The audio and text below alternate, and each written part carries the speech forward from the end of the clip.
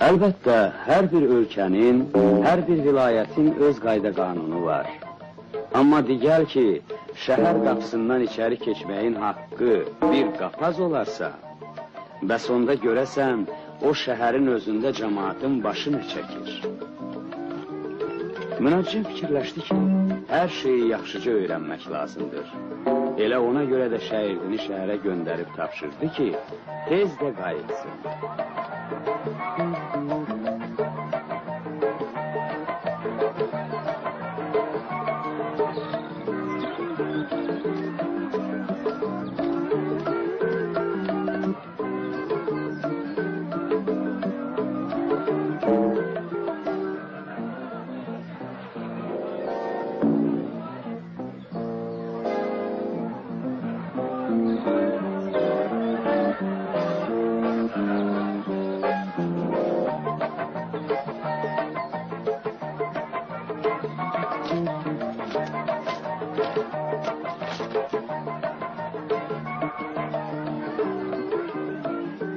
Bax o, qayda qanun